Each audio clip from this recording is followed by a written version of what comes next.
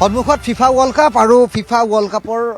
প্ৰাক মুহূৰ্ততে হাতত এটা ফুটবল লৈছোঁ, এখন খেলপথাৰত আছোঁ আৰু আমাৰ এই অনুষ্ঠানত এই মুহূৰ্তত অতিথি ৰূপে আছে গীতিকা তালুকদাৰ বা। চিনাকি কৰাই দিছোঁ গীতিকা বাক, আৰু সদ্যহতে গীতিকা বা চৰ্চাত আছে। চৰ্চাত থকা কাৰণটো জনাম আপোনালোকক, কাৰণ বাৰে বাৰে গীতিকা বাৰ এই সফলতাৰ আঁৰৰ কাহিনীখিনিও আজি আপোনালোকক জনাম। বাইদেৱে নিজে ক'ব। আৰু প্ৰথমে মই ক'ব বিচাৰিছোঁ যে সদ্য ঘোষণা হৈছে যে গীতিকা বাই পুনৰ ভাৰতক প্ৰতিনিধিত্ব কৰি একমাত্ৰ মহিলা সাংবাদিক হিচাপে তেওঁ এইবাৰ কানাডা, মেক্সিকো আৰু আমেৰিকাত হ'বলগীয়া ফিফা ৱৰ্ল্ড কাপত অহা 11 তাৰিখৰ পৰা 19 জুলাইলৈকে সুদীৰ্ঘ 38টা দিন ধৰি তেওঁ খেলখন কভাৰেজ কৰিব। বাইদেউ প্ৰথমে শুভেচ্ছা দিছোঁ, অসমৰ গৌৰৱ আপুনি। আৰু এলেক্স দা, আপুনি প্ৰথম প্ৰশ্ন আপোনাৰ ফালৰ পৰা। প্ৰথম প্ৰশ্ন তুমি কৰা বাইদেউ, এই সফলতা আৰু কথাটো। সফলতাৰ আঁৰত মানে সেয়া আৰু হাৰ্ডৱৰ্ক আৰু এটা মানে নেভাৰ গিভ আপ যিটো এটিটিউড আছিলে সেইটো লৈয়ে আৰম্ভ কৰিছিলোঁ, গুৱাহাটীৰ পৰাই আৰম্ভ কৰিছিলোঁ। কৰি কৰি সেই এটা এটিটিউড থাকি গ'ল যে মানে নেভাৰ গিভ আপ।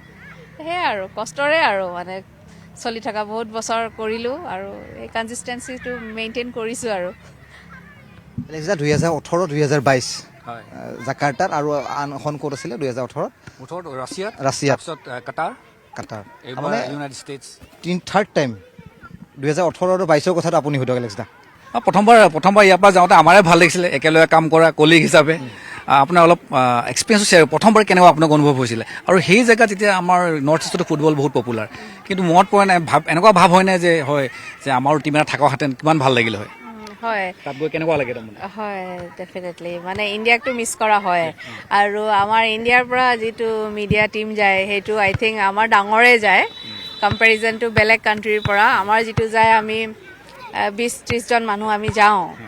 বেলেগ বেলেগ ষ্টেটৰ পৰা তেনেকৈ। কিন্তু সেয়া আমি মিছ কৰোঁ যে আমাৰ ইণ্ডিয়াৰ টিমটো নাই। প্ৰথমবাৰ যেতিয়া পাইছিলোঁ 2018 অপৰচুনিটিটো, তেতিয়া খুব ভাল লাগিছিলে, বিকজ সেইটো আৰু ফাৰ্ষ্ট এটা অপৰচুনিটি আছিলে ৰাছিয়া।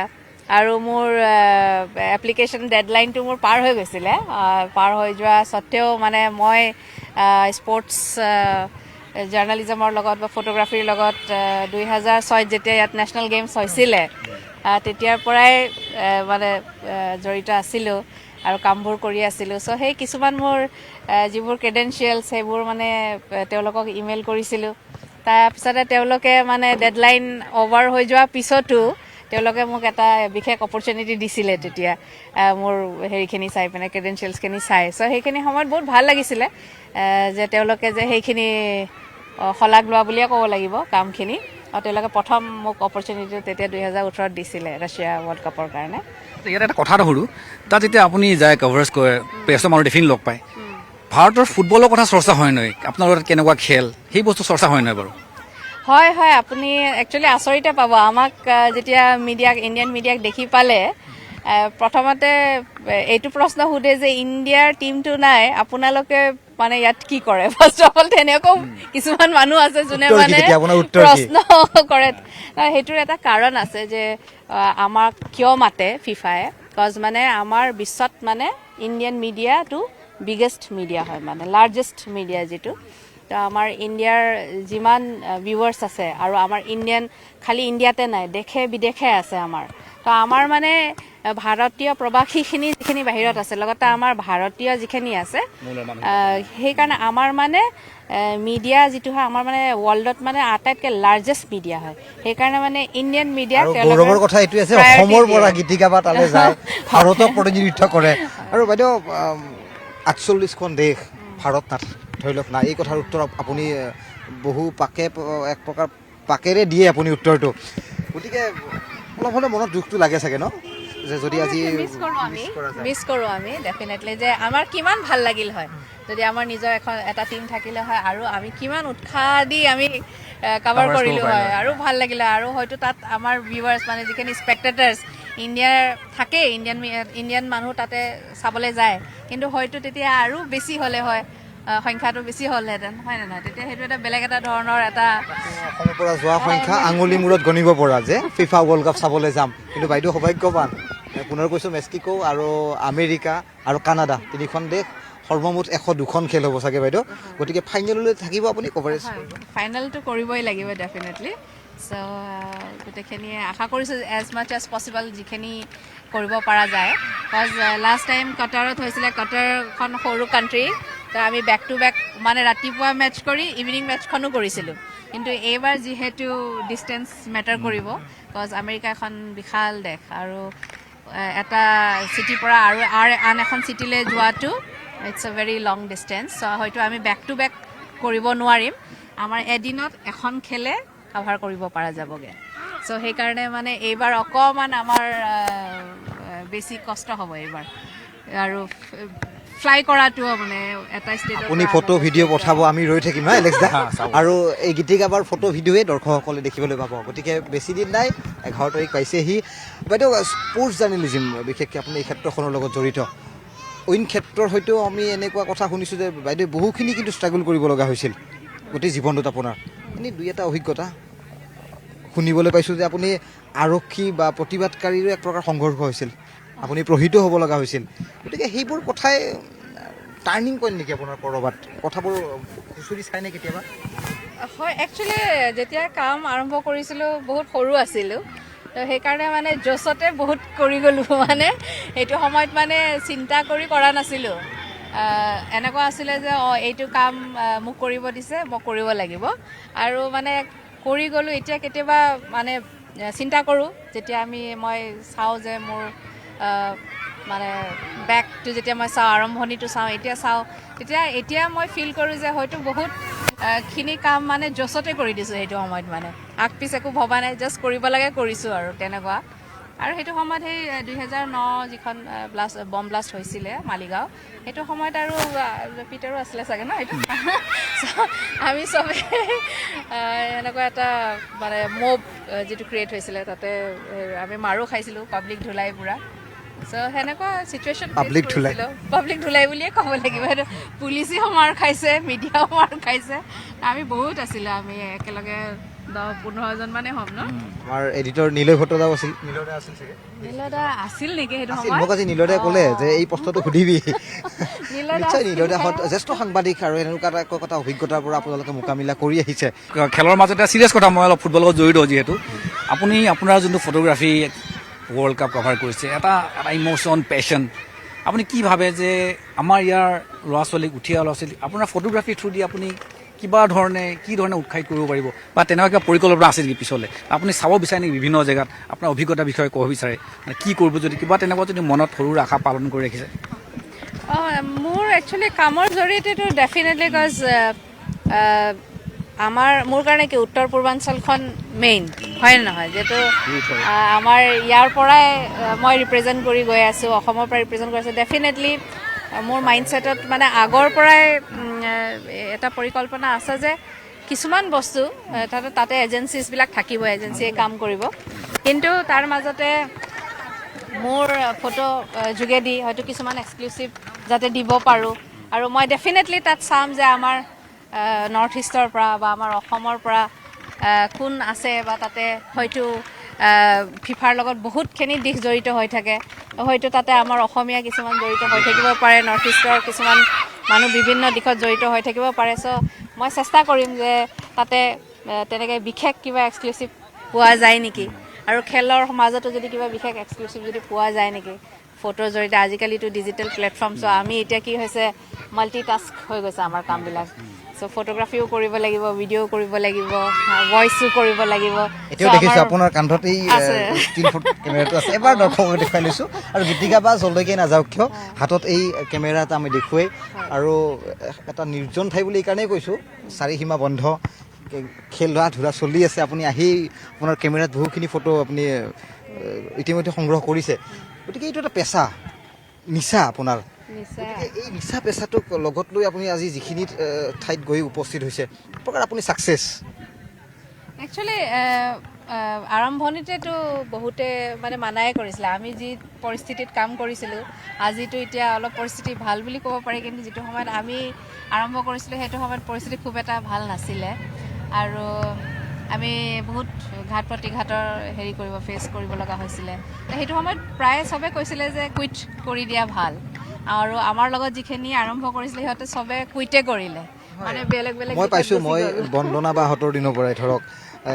আজিৰ দিনতো ভিজুৱেল এক্সপাৰ্ট কেইগৰাকীমান নাম আমি ক'ব পাৰোঁ আঙুলি মূৰত খুব বেছি 5 বা 6গৰাকী মহিলা ভিডিঅ' জাৰ্নেলিষ্ট আজি গুৱাহাটী বা অসমৰ ক্ষেত্ৰখনত কাম কৰি আছে ষ্ট্ৰাগল কিন্তু বাইদেউ আমি দেখিছোঁ ইমান প্ৰতিবাদ এলেক্সা সাধাৰণ আপুনি প্ৰতিটো নিউজতে ইয়াত আৰু এটা কথা আছে কাৰণ স্পৰ্টছ প্ৰমোট কৰাটো মানে আমাৰ ইয়াত মানে বৰ এটা দেখা পোৱা নাযায় যে স্পৰ্টছ প্ৰতি মানুহৰ কালচাৰটো নাই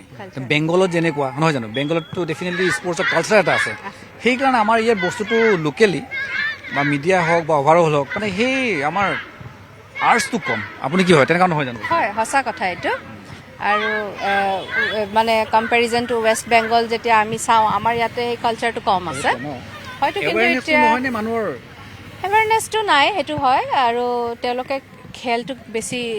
প্ৰাধান্য দিয়ে অভাৰঅল আৰু সেইটো দিয়াটো খুব উচিত এইটো actually overall development of a child ক'ব কাৰণে গ'লে সেইটো খুব দৰকাৰী হয় স্পৰ্টছটো আৰু খালি খেলৰ এতিয়া ধৰি লওক খেলৰ জৰিয়তে মই যিখিনি দিশ পালোঁ আজি সেইটো মোৰ টাৰ্ণিং পইণ্টটো ফিফাৰ থ্ৰু দিয়ে হ'ল গতিকে 2018ত মই গ্ল'বেল যিটো এটা এক্সপ'জাৰ পালোঁ সেইটো থ্ৰু দিয়ে মই স্কলাৰশ্বিপটোও পালোঁ যিহেতু মই masters in sports management south কোৰিয়াৰ পৰা মই কমপ্লিট কৰিলোঁ সেইটো থ্ৰু ফিফা যিটো এক্সপ'জাৰ মই পালোঁ সেইটো থ্ৰু দিয়ে মই মানে এলিজিবল হ'লোঁ মানে সেই বৃত্তিটো পাবলৈ সেইটো সময়তো ফিফাই মোক হেল্প কৰিছে আৰু যিকোনো এই ধৰণৰ বিশ্ববিদ্যালয়ত পঢ়িব গ'লে ৰেকমেণ্ডেশ্যন লেটাৰৰ প্ৰয়োজন হয় ইণ্টাৰভিউটো হয়ে হয় কিন্তু ৰেকমেণ্ডেশ্যন লেটাৰৰো প্ৰয়োজন হয় চ' সেইটো সময়ত ফিফাই ৰেকমেণ্ড কৰিছিলে মোক ছ'ল নেশ্যনেল ইউনিভাৰ্চিটি চাউথ কোৰিয়ালৈ চ' সেইটো এটা স্পৰ্টছৰ জৰিয়তে মই মানে সেই এটা অপৰচুনিটিটো পালোঁ চ' মোৰ কাৰণে ক'ব কাৰণে গ'লে মই যদি গিভ আপ কৰি দিলোঁ হয় সেইটো সময়তে চ' সেই অপৰচুনিটিটো মই হয়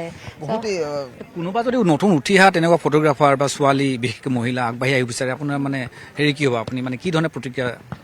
ডেফিনেটলি আহিব লাগে যাৰ পেশ্যন আছে তেওঁলোকে কণ্টিনিউ কৰিব লাগে হয় প্ৰথমত আৰম্ভণিত অকণমান প্ৰব্লেম চবে ফেচ কৰে আমি চবেই যিমান সাংবাদিকসকল আছে চবেই জানো আমি আমাৰ এটা লাইফ প্ৰথমতে ষ্ট্ৰাগল পৰা আৰম্ভ আগুৱাই গ'লে দুখোজ পিছুৱাই আহিব লাগে এলেক্সাই ক'ব লাগিব মানি ল'ব লাগিব সেই কথাটো ময়ো মানি ল'ম বাইদেউ মানি লৈছে কিন্তু আজি আপুনি হিমালয়ৰ শিখৰৰ যি ধৰণৰ এটা আমি বিন্দু বিচাৰি পাওঁ কৃতকাৰ্যতাৰ ক্ষেত্ৰতো কিন্তু বাইদেউ আজি সফলতা আৰু বাইদেউ সেই কথাটোক লৈ আমি আজি প্ৰমোট কৰিব বিচাৰিছোঁ এই কথাখিনি ক'ব বিচাৰিছোঁ যে আমি অসমবাসী হিচাপে আমি গৌৰৱান্বিত ভাৰতবাসীক প্ৰতিনিধিত্ব কৰি বাইদেউ এইবাৰ পুনৰবাৰ ফিফা ৱৰ্ল্ড কাপত তেওঁ কভাৰেজলৈ যাব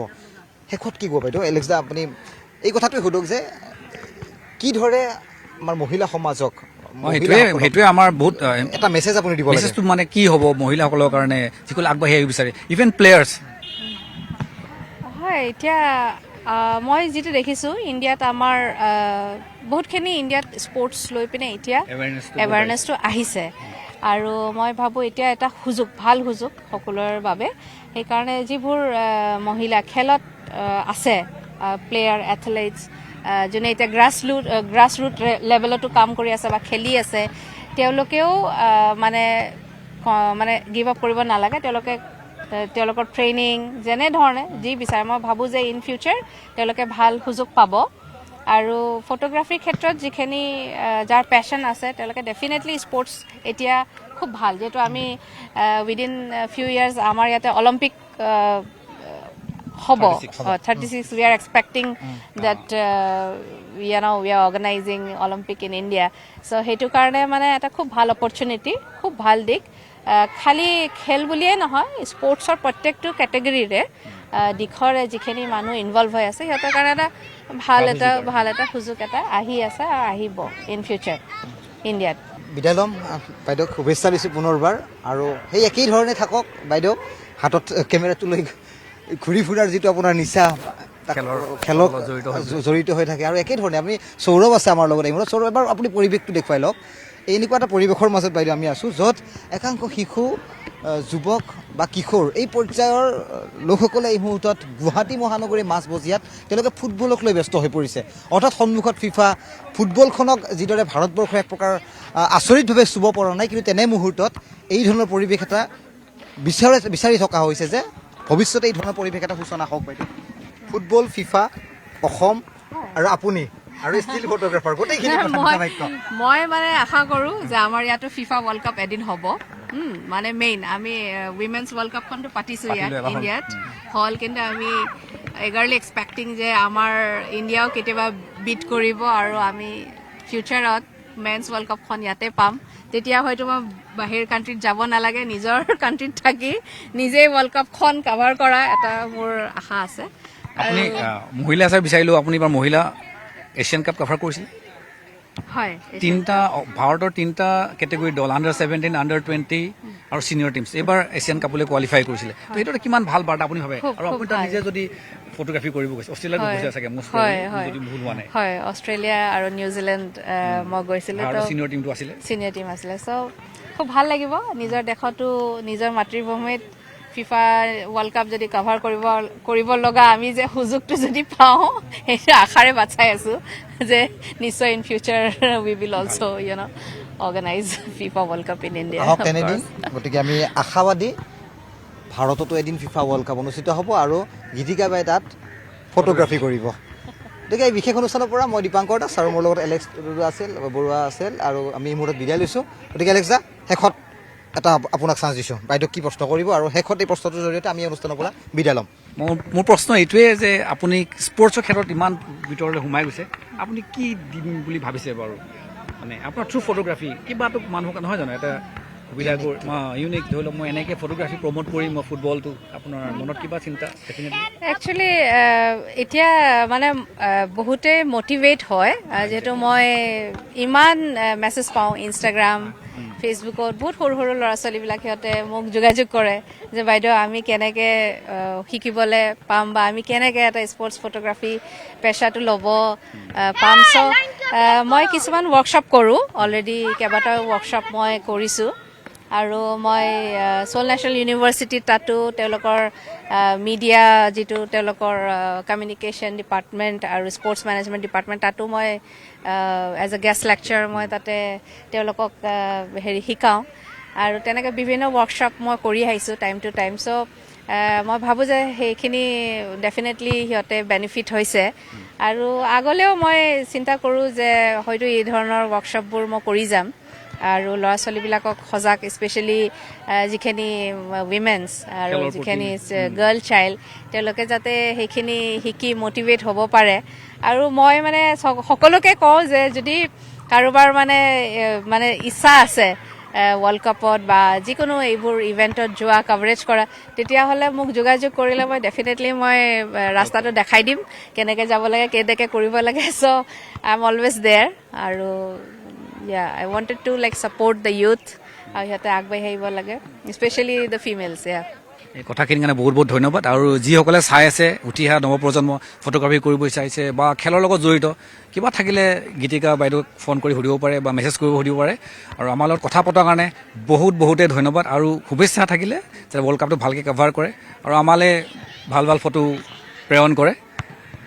সেইখিনি কৈ মই ইয়াৰ পৰা আজি বিদায় লৈছোঁ আৰু Geetika once again Thanks very much. Thank you so much. Thank you for inviting me to the show. Thank you so much. আপুনি বিচৰা বাতৰি পাব কেৱল নিউজ 18 এপত নিউজ 18 এপ ডাউনলোড কৰিবলৈ স্কেন কৰক এই QR কোড গুগল প্লে ষ্টৰতো পাব এই নিউজ 18 এপ